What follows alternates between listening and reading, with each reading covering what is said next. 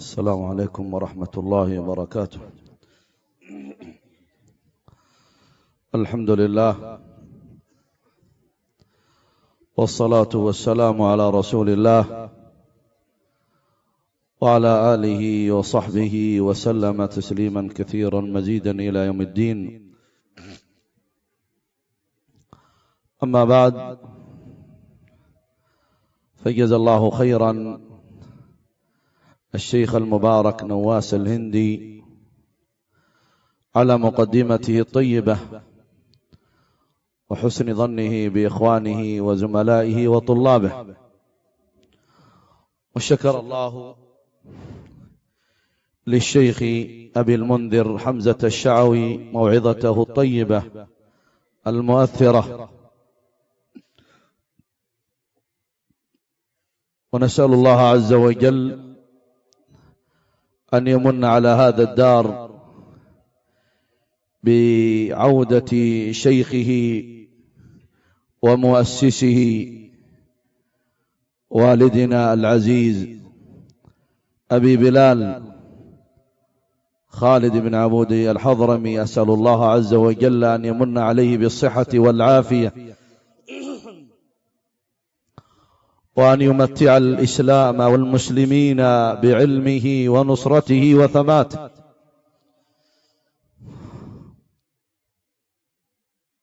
ونقول لأهل هذا الدار: عظم الله أجركم في وفاة الشيخ المبارك سامي الحضرمي، الذي كان مدرسا ومعلما في هذه الدار.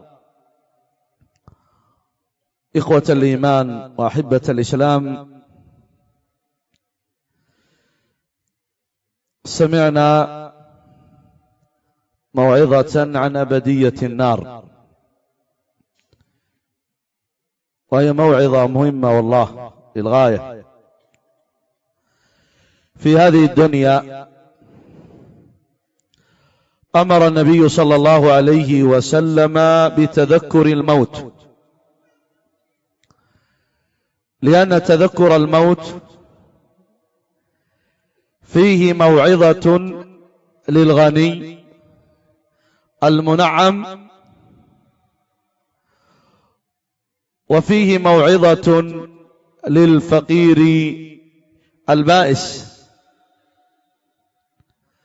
فذلك الغني الذي أنعم الله عز وجل عليه بالمال وبالصحة وبالرخاء وبالعطاء، وأنعم الله عز وجل عليه بالسعة، إذا تذكر الموت ضيق عليه هذا الأمر، فيدعوه ذلك إلى التواضع، إلى عبادة الله عز وجل، إلى القرب من الله عز وجل، إلى عدم المبالاة بالدنيا والركون إليها، لا يكون من الذين قال تعالى فيهم: كلا إن الإنسان ليطغى أن رآه استغنى. من أكثر من ذكر الموت مهما كان في الدنيا فإنها تتلاقص بين عينيه. عمر بن عبد العزيز وصلت جيوشه إلى باريس، إلى جانب باريس،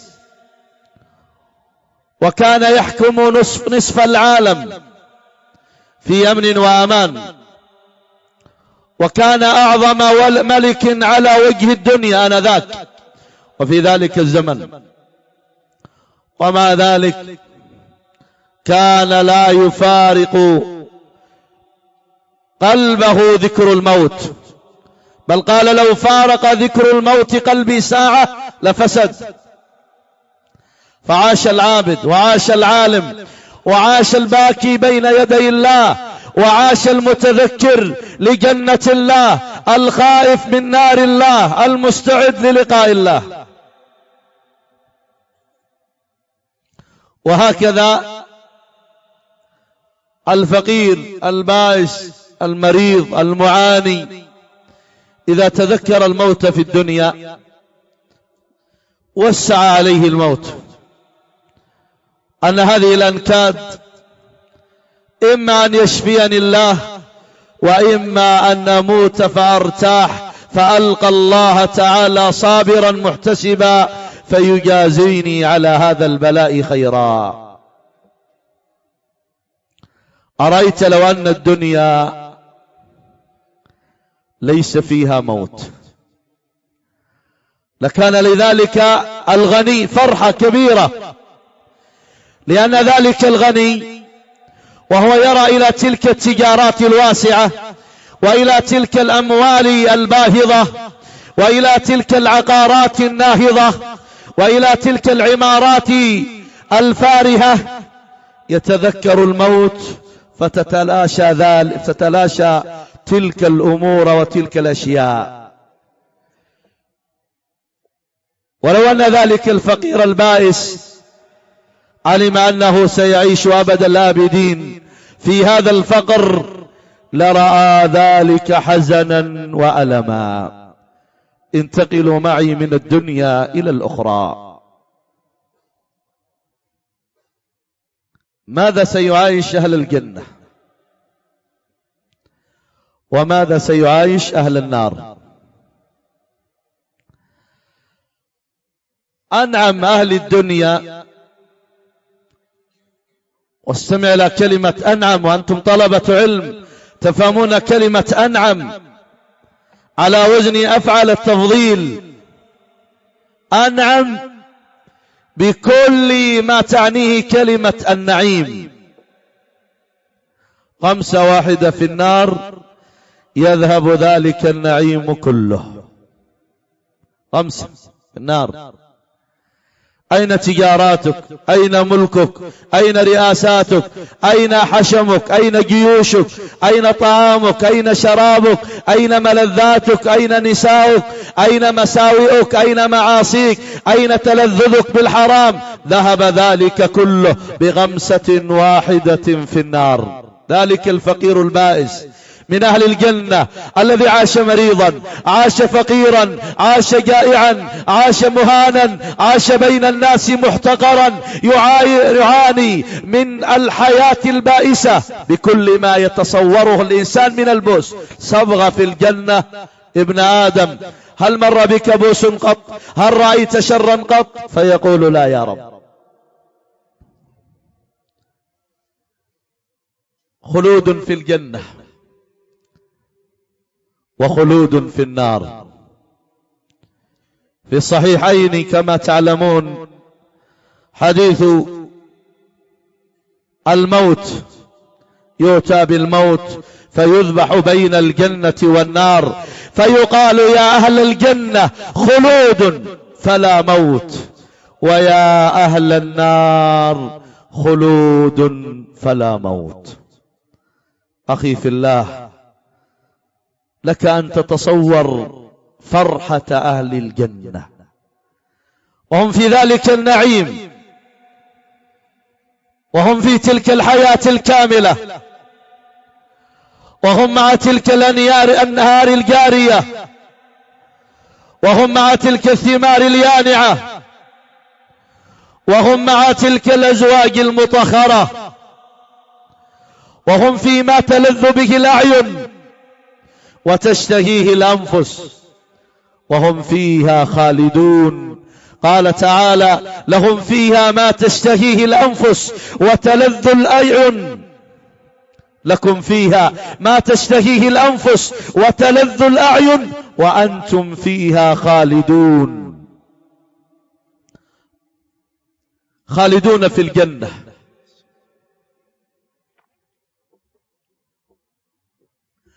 لا موت قادم ولا مرض نازل ولا حزن آتي ولا كبر مداهم. يناديهم المولى قائلا: يا أهل الجنة إن لكم أن تحيوا فلا تموتوا أبدا، وإن لكم أن تنعموا فلا تباسوا أبدا، وإن لكم أن تصحوا فلا تمرضوا أبدا، وإن لكم أن تشبوا فلا تهرموا أبدا. لا إله إلا الله، ما أعظمها من نداءات. يا أهل الجنة خلود فلا موت، يا أهل الجنة هل تريدون شيئا نزيدكم؟ فيقولون يا رب وماذا تزيدنا وقد أدخلتنا الجنة ونجيتنا من النار؟ قال بلى، أحل لكم رضاي فلا أسخط عليكم أبدا. يا أهل الجنة لا يفنى شبابكم ولا تبلى ثيابكم.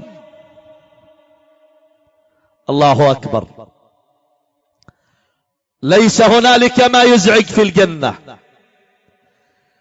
ليس هنالك ما يكدر في الجنة، ليس هنالك ما يحزن في الجنة، ليس هنالك ما يخوف في الجنة. مهما وصفنا الجنة فلن نستطيع وصفها، ومهما تصورنا الجنة فلن نستطيع تصورها على حقيقتها. قولوا لي بربكم كيف نستطيع أن نتخيل شيئا ما رأينا مثله ولا سمعنا مثله ولا خطر على قلب بشر مثله؟ فيدخلون الجنة، والله لو عاشوا في الجنة يوما وليلة لكان ذلك نعيما عظيما، فكيف وهم يبشرون بأبدية الجنة، بخلود الجنة، بدوام الجنة، بعدم مفارقة الجنة. إن الذين آمنوا وعملوا الصالحات كانت لهم جنات الفردوس نزلا خالدين فيها لا يبغون عنها حولا. إخوة الإيمان، والله لو لم يكن من عذاب أهل النار أو من عذاب الخاسرين إلا الحرمان من الجنة لكفى به عذابا. لو أنه لم يخلق نار ولا جهنم فيرى أولئك الخاسرون وأولئك الكافرون من أقاربهم، من جيرانهم، من آبائهم، من أمهاتهم، من أزواجهم، من أبنائهم، من بناتهم، من يدخلون الجنة وهم يصدون عنها ويمنعون عنها، لكان والله هذا عذابا أليما. كيف والمصيبة أعظم والداهية أطم، خلود في النار أبد الآبدين. ما أشدها على أهل النار وما هم بخارجين من النار. ما أشدها على أهل النار، كلما أرادوا أن يخرجوا منها أعيدوا فيها وقيل لهم ذوقوا عذاب الحريق. ما أشدها على أهل النار، ويأتيه الموت من كل مكان وما هو بميت. ما أشدها على أهل النار، كلما نضجت جلودهم بدلناهم جلودا غيرها ليذوقوا العذاب. ما أشدها على أهل النار، ربنا أخرجنا نعمل صالحا وهم يصطرخون فيها ربنا أخرجنا نعمل صالحا غير الذي كنا نعمل أولم نؤمركم ما يتذكر فيه من تذكر وجاءكم النذير فذوقوا فما للظالمين من نصير. ما شدها على أهل النار وهم ينادون مالكا خازن النار. حسن بل صحح العلامة الألباني أن أهل النار ينادون مالكا خازن النار 500,000 سنة وهم يقولون يا مالك ليقضي علينا ربك، ومالك لا يجيبهم ليبعث في قلوبهم الأمل أن الجواب أبشروا وأملوا، سنحاول، سنشفع، سنتوسط. وبعد هذه الحقبة العظيمة والفترة الطويلة يأتي الجواب إنكم ماكثون، لقد جئناكم بالحق ولكن أكثركم للحق كارهون. ما أشدها على أهل النار وهم ينادون الجبار أن يخرجهم من النار 500,000 عام أخرى، أي 1,000,000 عاما. ربنا أخرجنا منها فإن عدنا فإنا ظالمون. فيأتي الجواب من مالك فيأتي الجواب من رب مالك كما أجاب مالك: اخسأوا فيها ولا تكلمون إنه كان فريق من عبادي يقولون ربنا آمنا فاغفر لنا وارحمنا وأنت خير الراحمين فاتخذتموهم سخريا حتى أنسوكم ذكري وكنتم منهم تضحكون إني جزيتهم اليوم بما صبروا أنهم هم الفائزون. يئس أهل النار من الموت فلا موت، يئس أهل النار من الخروج فلا خروج، ينزلون المطالب ويخففون السؤال، فماذا يطلبون؟ وقال الذين في النار لخزنة جهنم ادعوا ربكم يخفف عنا